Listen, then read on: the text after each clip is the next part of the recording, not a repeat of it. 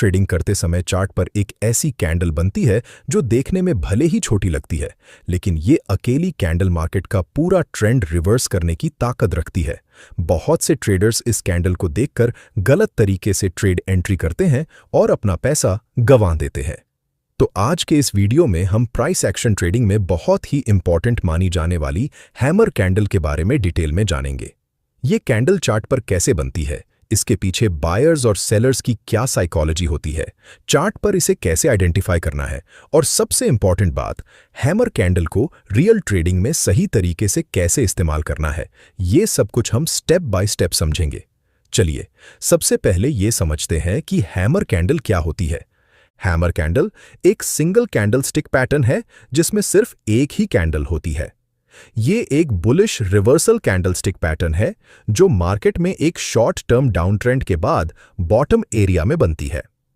Hammer candle में candle की body बहुत छोटी होती है और कैंडल की लोअर विक यानी नीचे की लाइन कैंडल बॉडी के मुकाबले बहुत लंबी होती है, यानी कि लोअर विक कैंडल बॉडी से कम 2 गुनी या उससे ज्यादा लंबी होनी चाहिए। इसमें कैंडल की अपर विक या तो बहुत छोटी होती है या फिर होती ही नहीं है। अपर विक जितनी ज्यादा छोटी होगी उतना ही अच्छा होता है। एक इंपॉर्टेंट बात ध्यान रखें, हैमर कैंडल का कलर रेड या फिर ग्रीन दोनों तरह का हो सकता है। यहां कैंडल के कलर से ज्यादा फर्क नहीं पड़ता।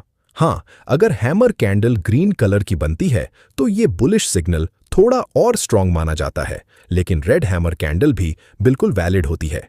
कैंडल की लोअर विक जितनी ज्यादा लंबी होगी उतनी ही ज्यादा ये कैंडल बेटर परफॉर्मेंस करेगी, क्योंकि लंबी लोअर विक का मतलब है कि बायर्स ने लोअर लेवल से प्राइस को बहुत ज्यादा ऊपर पुश किया है और वो अभी कंट्रोल में है। अब इसके पीछे की साइकोलॉजी को समझते हैं, क्योंकि बिना साइकोलॉजी समझे आप कभी भी किसी कैंडलस्टिक पैटर्न को सही तरीके से ट्रेड नहीं कर पाएंगे। मान लीजिए मार्केट में एक डाउन ट्रेंड चल रहा है और प्राइस लगातार नीचे गिर रही है। इस डाउन ट्रेंड में सेलर्स मार्केट को कंट्रोल कर रहे हैं।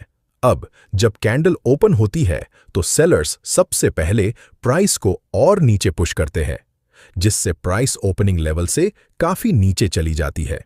लेकिन यहां एक इंटरेस्टिंग चीज होती है, लोअर लेवल्स पर अचानक बायर्स मार्केट में एंट्री करते हैं। साथ ही जो पुराने सेलर्स हैं वो अपना प्रॉफिट बुक करने लगते हैं। अब बाइंग प्रेशर बढ़ने और सेलिंग प्रेशर कम होने के कारण प्राइस नीचे से रिजेक्शन लेकर ऊपर आने लगती है और कैंडल अपने ओपनिंग प्राइस के आसपास आकर क्लोज हो जाती है। सेलर्स ने प्राइस को नीचे ले जाने की पूरी कोशिश की, मगर बायर्स ने लोअर लेवल